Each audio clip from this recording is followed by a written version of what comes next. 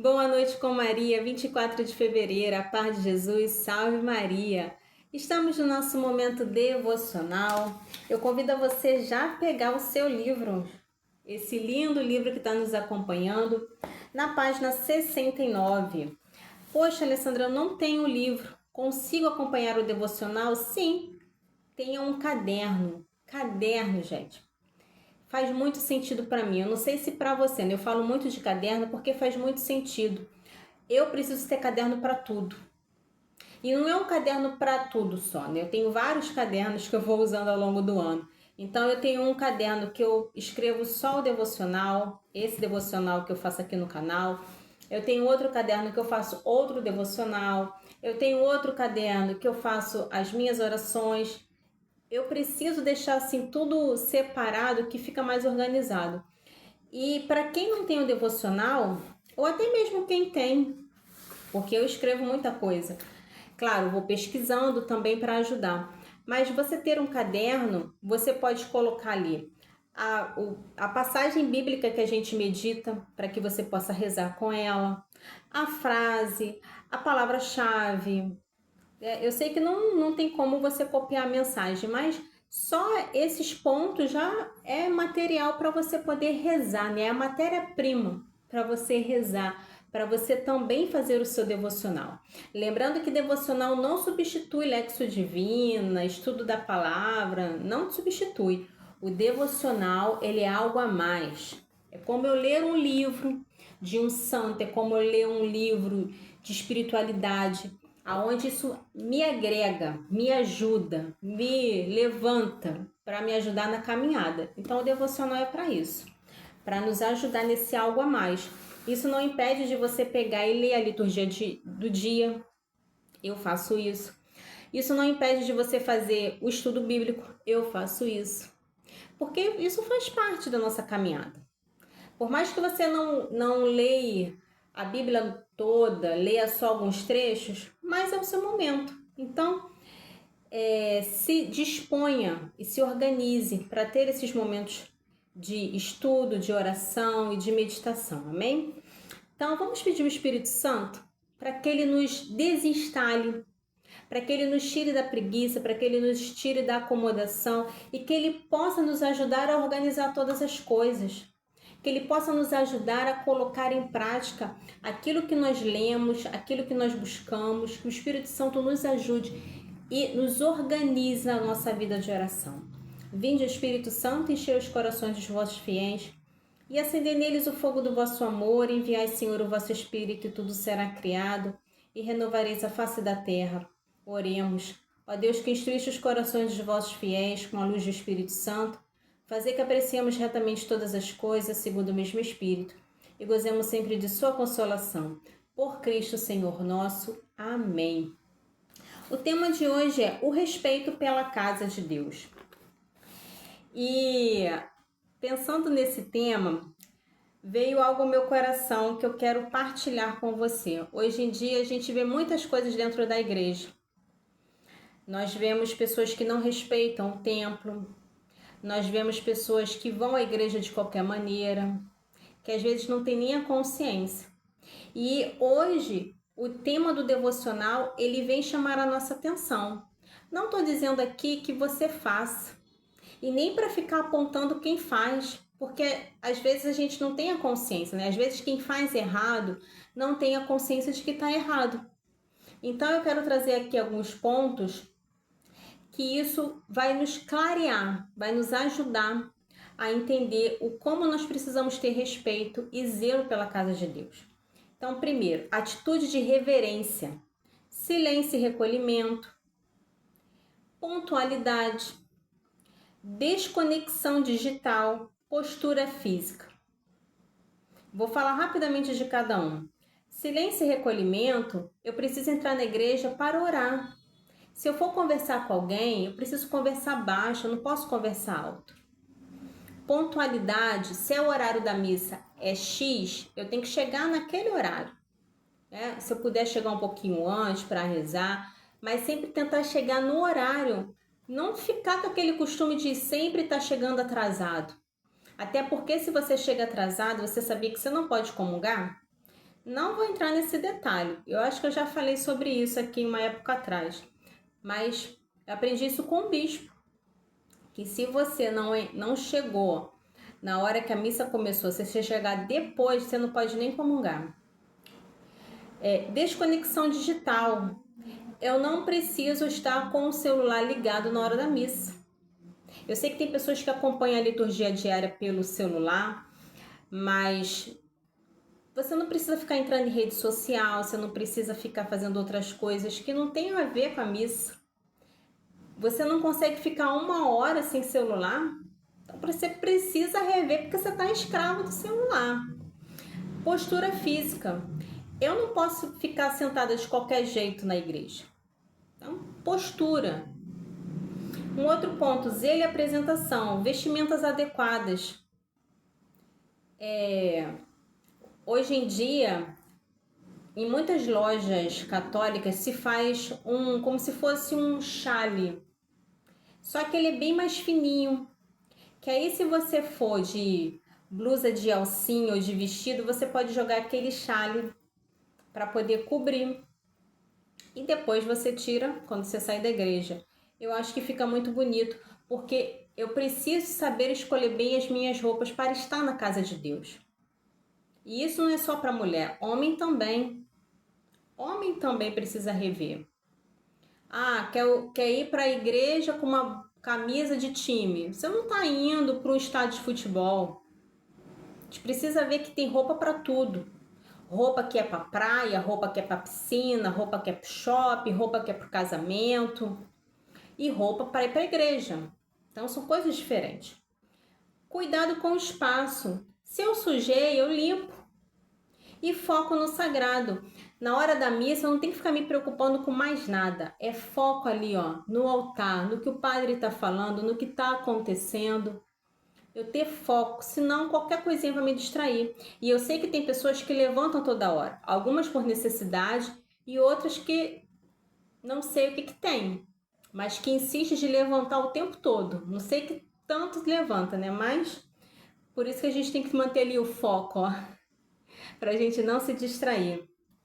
E quando eu falo de casa de Deus, eu quero trazer aqui 2 coisas que pode ser que você saiba ou que não. Então vamos lá. É a genuflexão e a vênia. Você sabe que horas que você precisa fazer esses 2 movimentos?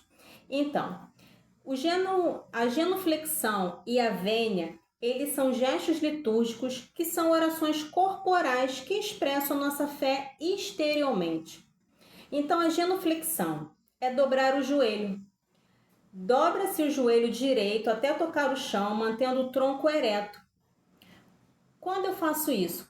Ao entrar e sair da igreja e sempre que passar diante do sacrário. Alessandra, eu não posso me ajoelhar porque eu tenho um problema no joelho. Então, você só faz a vênia. Mas se você pode dobrar o joelho, você pode fazer a genuflexão. E a vênia é a inclinação. Mas não é uma inclinação só metade, sabe? É você inclinar. Também não precisa beijar o chão, né? Mas você se inclinar um pouco mais. É um sinal de reverência e respeito usado para honrar pessoas, objetos sagrados ou momentos específicos da liturgia. A vênia de cabeça é uma leve inclinação da cabeça, é feita ao ouvir o nome de Jesus, de Maria, do Santo do Dia ou quando as 3 pessoas da Santíssima Trindade são nomeadas juntas. Então, na hora da missa que o padre faz o rito litúrgico, que aí fala o nome de Maria ou o nome de Jesus, a gente faz a vênia. E a vênia do corpo inclina-se o tronco para frente. É feita diante do altar, quando o Santíssimo esteja exposto, ou então durante o credo, e antes ou depois de incensações. Ou seja, se o Santíssimo Sacramento ele está no altar, eu faço a vênia, né? Me dobro ali não só a cabeça, mas também um pouco o tronco. E também quando o diácono ou coroinha, normalmente é o diácono ou então os coroinhas, né? Que pegam o incenso e faz quando na missa tem o incenso, o momento do incenso, então naquele momento você também faz a inclinação. São coisas simples, mas que às vezes passa despercebido no nosso dia a dia. E falando sobre o respeito pela casa de Deus, nós vamos ler Salmo 133, versículo 2. Levantai as mãos para o santuário e bendizei o Senhor. Você viu que eu quis falar sobre esses dois gestos, porque são orações também, são uma maneira de rezar. E o nosso corpo também pode rezar, com as mãos erguidas, ou não tão erguidas, né? Só a metade, ou lá no alto, ou como se fosse abrindo os braços. Enfim, o nosso corpo, ele também pode rezar. E cada um tem o seu jeito, cada um tem o seu gesto específico.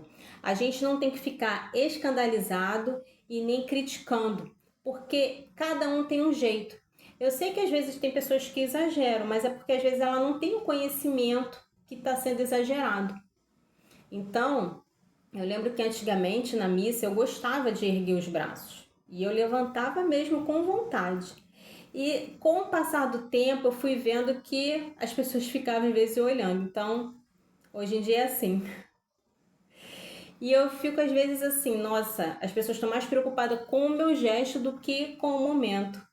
Isso às vezes também é triste, mas a gente também tem que chegar no equilíbrio, né? Porque se a gente está numa paróquia que não tem esse costume, que tem paróquias que o próprio padre também já pede. Mas enfim, cada paróquia é uma realidade, mas que o seu corpo também possa rezar, que o seu corpo também possa estar ali em adoração. Não só se o Santíssimo estiver exposto, mas também na hora da missa ou de uma celebração, num grupo de oração, num retiro, que você possa rezar com o seu corpo, né? Abrir a sua boca, levantar os seus braços, bater palma, levantar, enfim, que o seu corpo também louve a Deus, exalte o Senhor. Este versículo de hoje é um chamado vibrante ação litúrgica. Ele não pede apenas uma oração mental, mas uma entrega que envolve todo o corpo. Então, todo o nosso corpo pode louvar.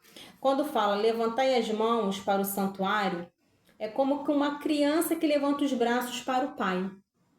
Quando diz e bendizei o Senhor, bendizer significa dizer bem. Na casa de Deus, nossa boca deve ser fonte de gratidão, não de reclamação. Você reconhece que tudo que tem vem dele. Então, que a gente possa estar na casa de Deus para bendizer, não para ficar reclamando da igreja, do irmão, do som, daquilo de outro. E como a gente pode aplicar? Tente transformar sua postura física em um reflexo do seu coração. Se a nossa boca fala aquilo que o nosso coração está cheio, então a nossa postura precisa também exalar, demonstrar a nossa vida de oração. Se a gente tem vida de oração, a gente consegue isso. A frase de hoje é: adorar a Deus é adentrar no céu estando ainda na terra. Ao adorar, você se une ao coro dos anjos e santos. Você sabia disso? Adentrar no céu estando na terra significa que a adoração purifica sua visão. E o silêncio da adoração é chamado de o silêncio do paraíso. É um momento de intimidade profunda, onde a alma encontra seu verdadeiro lar. Então, a adoração, ela nos conecta com Deus. É um momento que a gente se submete, é um momento que a gente se entrega, é um momento que a gente se rende. Então, eu convido a você a ir fazer essa experiência. Se na sua paróquia tem ali os momentos de adoração, né? Normalmente quinta-feira tem igrejas que ficam abertas, tem igrejas que celebram missas com a bênção do Santíssimo, ou mesmo que não tenha, se você puder passar ali na igreja, ficar ali, minutos diante de Jesus, se tiver como ir na capela, faz essa experiência e adore o Senhor. Nós estamos aí no tempo da quaresma, tempo de oração e tempo também de adoração. A mensagem de hoje ela diz assim: muitos dos meus filhos dizem que não precisam da igreja, do templo para falar com Deus. De fato, é possível falar com Deus em qualquer lugar ou situação da vida. mas o próprio Deus quis se deixar encontrar no templo. Lembra-te de que nas igrejas católicas espalhadas por todo o mundo, o meu filho Jesus está vivo no Santíssimo Sacramento. Não deixes essa graça passar despercebida em tua vida. Ao avistar uma igreja, sendo possível, entra mesmo, que seja por alguns segundos, entre e adora. Jesus não precisa da tua adoração, mas precisas adorá-lo. Então sou eu que preciso. E Santa Teresa d'Ávila, ela vai nos ensinar assim, que a alma deve ser um castelo interior, mas que o templo físico exige um silêncio sagrado para que a conversa com Deus possa acontecer. Ela dizia que se falássemos com um rei terreno com tanto cuidado, quanto mais deveríamos cuidar de nossas palavras e atitudes na presença do Rei dos Reis. Que lindo o que Santa Teresa vem nos ensinar hoje com esse tema. Então, que possamos ter zelo pela casa de Deus, aprender mesmo sobre como se comportar, a importância da liturgia, mas é aprender para que isso faça sentido, não para a gente ficar sendo chatos, sendo acusadores e vivendo na religiosidade. Eu tenho percebido muito isso. As pessoas querem aprender teologia, querem aprender tudo sobre os santos, querem aprender sobre os documentos da igreja, para simplesmente destilarem a religiosidade, esquecendo-se da misericórdia, esquecendo do acolhimento, esquecendo de que Deus se manifesta de várias maneiras dentro da igreja. Para isso existem vários movimentos, para isso existem várias pastorais e os carismas também são diferentes. Que a gente saiba respeitar isso. E que hoje nosso Senhor venha nos ajudar a ter zelo, mas não esquecendo da misericórdia, amém? Quero fazer a oração, pedindo que nosso Senhor venha selar toda essa mensagem no nosso coração. Oremos. Senhor, aqui estou, diante de Ti. Silencia o meu coração para ouvir a Tua voz e aquietar minha alma em Tua presença. Que este momento seja um pedaço do céu em minha terra e que minha vida seja um hino de louvor à Tua grandeza. Amém. Ave Maria, cheia de graças, o Senhor é convosco, bendita sois vós entre as mulheres, bendito é o fruto do vosso ventre, Jesus. Santa Maria, Mãe de Deus, rogai por nós, pecadores, agora e na hora de nossa morte. Amém. A palavra-chave de hoje é a igreja. O que a igreja diz para você? O quanto a igreja é importante na sua vida? Reflita, registre no seu caderno ou no seu devocional. E a gente termina dizendo, boa noite, dorme com os anjos, a mãe te ama. Fica com Jesus. Até o próximo vídeo.